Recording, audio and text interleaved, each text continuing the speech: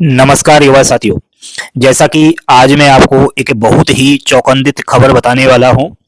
बार बार जिस बात का मैं जिक्र करता रहता हूं, आखिर अखबार में भी वो चीज आज आपको दिखाई दे रही होगी। देखिए साथियों, ग्रामीण डाक सेवक भर्ती की बात हो रही है। मध्य प्रदेश से 1746 तो हरियाणा तेलंगाना से 1922 चयनित हो चुके हैं। कोविड की मेहरबानी से हरियाणा तेलंगाना वालों को मध्य प्रदेश में मिली सर्वाधिक नौकरी, क्योंकि इन्हें 10वीं में 100% नंबर मिले हैं। क्यों मिले हैं? कोविड की मेहरबानी से। कोविड के दौरान 10th क्लास में इनको बिना किसी एग्जाम्स के डायरेक्ट 100% मार्कशीट में नंबर दे दिया।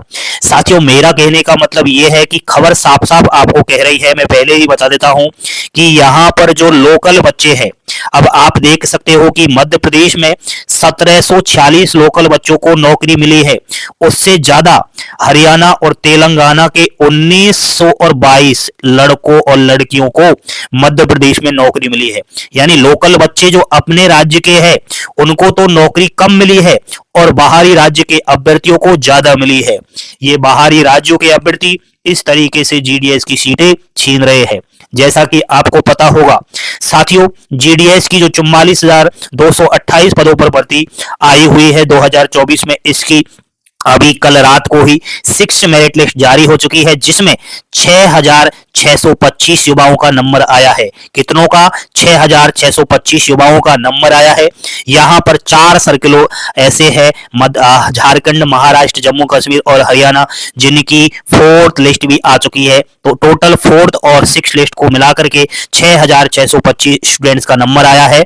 अगर किसी का नंबर आया है तो बहुत बहुत बधाई। आप सभी को डॉक्यूमेंट वेरिफिकेशन करवाने जाना है 14 जनवरी से पहले, क्योंकि केवल 15 दिन का समय दिया गया है, उसके बाद कोई भी समय नहीं मिलेगा। अगर आपको इंतजार है नेक्स्ट मेरिट लिस्ट का, यानी कि आपको इंतजार है साथियों 7th मेरिट लिस्ट का, तो देखो साथियों, 7th मेरिट लिस्ट की अगले पार्ट में वीडियो बनाऊंगा। आप सब्सक्राइब कर लीजिए चैनल को कि आएगी या नहीं आएगी लिस्ट।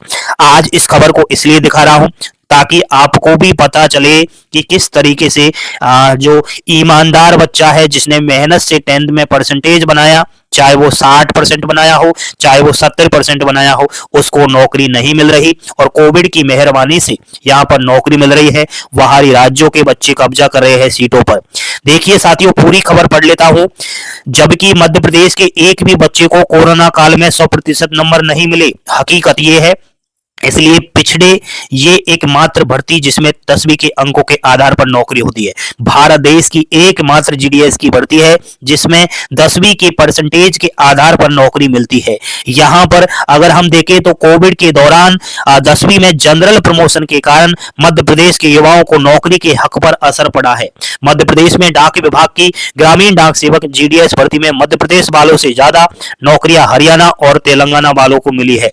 दरअसल मई 2023 से जुलाई 2024 के बीच 8,000 पदों पर भर्ती निकली। केवल मध्य प्रदेश की बात हो रही है, वैसे तो लाखों पदों पर भर्ती आ चुकी है, लेकिन अकेले मध्य प्रदेश सर्किल में 2023 से जुलाई 2024 के बीच 8,000 पदों पर भर्तियां निकली है। जुलाई 2024 में 4,011 पदों पर भर्ती जारी है। इनमें से हरियाणा तेलंगाना के 1,922 युवा चुने गए हैं साथियों, जबकि मध्य प्रदेश से 1,746 उम्मीदवार चयनित हुए। हरियाणा तेलंगाना के युवाओं को नौकरी सिर्फ इसलिए मिली क्योंकि कोविड के दौरान छात्रों को 10वीं और 12वीं में 100% अंक दे दिए। मध्य प्रदेश, अन्य राज्यों में छात्रों को इतने अंक नहीं मिले। जीडीएस भर्ती में सिर्फ 10वीं के अंकों के आधार पर चयन होता है, इसलिए मध्य प्रदेश, उत्तर प्रदेश, पंजाब, दिल्ली व हरियाणा राज्यों के युवाओं में नाराजगी है। केंद्रीय मंत्री ज्योतिरादित्य सिंधिया, जो संचार मंत्री है, को शिकायत की गई। मध्य प्रदेश दौरे पर आई दूरसंचार विभाग की सचिव बंदिता कौल और मध्य प्रदेश की सीपीएमजी विनीत माथुर ने भी इस मुद्दे पर गंभीर चर्चा की है। साथियों, यह ग्रामीण डाक सेवक विभाग अपनी सेवाओं को गांवों तक पहुंचाने के लिए branch postmaster, BPM, assistant branch postmaster, ABPM के पद पर भर्ती करता है। इसमें कक्षा 10वीं के अंकों के आधार पर नौकरी मिलती है। इनका वेतन 18,000 से 23,000 रुपए प्रति माह तक होता है। यहाँ पर साथियों, अब सरकार इन बिंदुओं पर विचार कर रही है। किन बिंदुओं पर विचार कर रही है कि नॉर्मलाइजेशन से इस विसंगति को ठीक किया जा सकता है। जिस तरह एक से अधिक पालियों में आयोजित होने वाली परीक्षा में अंकों के लिए नॉर्मलाइजेशन किया जाता है, वैसा ही नॉर्मलाइजेशन जीडीएस भर्ती के अंकों के मेरिट बनाने में किया जा सकता है। इससे जिन राज्यों में 100% अंक दिए हैं उनके अंक दूसरे राज्यों के अंकों के अनुपात में आ जाएंगे। जीडीएस की लिखित परीक्षा करवाने के सुझाव भी मिले हैं, जैसा सीपीएमजी विनीत माथुर ने बताया है। साथियों, जीडीएस की न्यू वैकेंसी आ रही है जनवरी 2025 में। बिल्कुल जी जान लगा दूंगा, बस आप इस चैनल को सब्सक्राइब कर दो और जल्दी से कहीं ना कहीं खूब सारा प्यार करो, चैनल को सब्सक्राइब करो। आपके लिए पूरी जी जान लगाऊंगा, मेहनत करूंगा। न्यू जीडीएस की भर्ती आ रही है और जो आज ये बिंदु बताए हैं इस पर तो मैं 2 साल से विचार कर रहा हूं। सरकार ने तो इन बिंदुओं पर विचार अब कर रही है, मैं तो पिछले 3 साल से इस चीज पर विचार कर रहा हूं कि इस विसंगति को कैसे ठीक किया जा सकता है। तो ये अच्छा लगा कि नॉर्मलाइजेशन खेल अगर आ जाए तो जिंदगी बन जाए। मेरे गरीब और मेहनती स्टूडेंट्स जिन्होंने 10वीं में 60, 70, 80% बनाया, एक 60% वाला स्टूडेंट्स, एक 50% वाला स्टूडेंट्स भी 100% वाले के बराबर आ सकता है अगर ये नॉर्मलाइजेशन अपना लिया जाए। अगर लिखित परीक्षा हो जाए फिर तो कोई बात ही अलग है। साथियों, कोविड को छोड़ तेलंगाना, हरियाणा में कभी 100% नंबर नहीं आए, ये भी हकीकत है।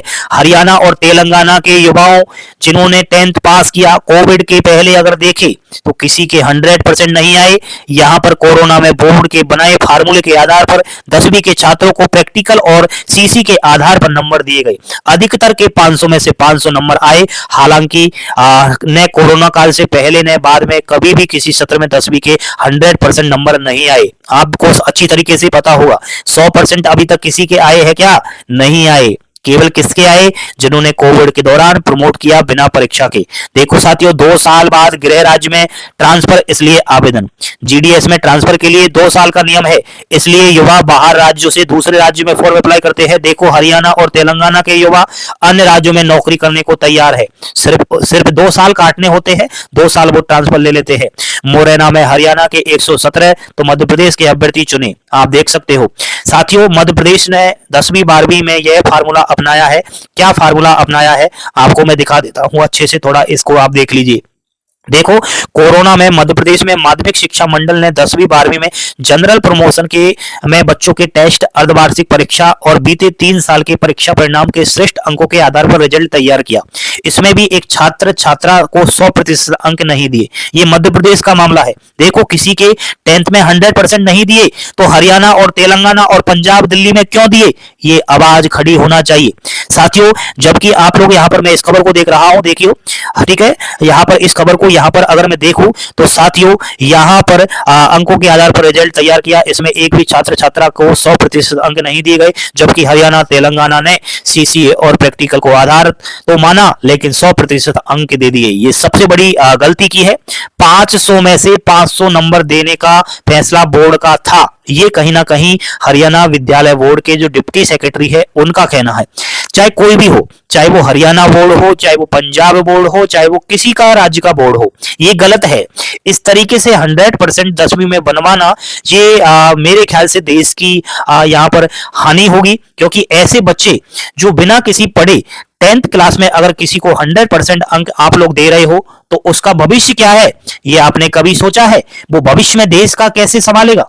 वो भविष्य में कैसे नौकरी करेगा? साथियों, आप जुड़े रहना मेरे साथ। मैंने ऐसी खबर बताई है कि एक 100% वाला युवा साथी जिसने जीडीएस की नौकरी ली है, उस की हालत यह है कि जब वो जीडीएस की नौकरी लेता है तो चिट्ठियों पर जो पते आते हैं वो पते वो उससे पढ़े नहीं जाते।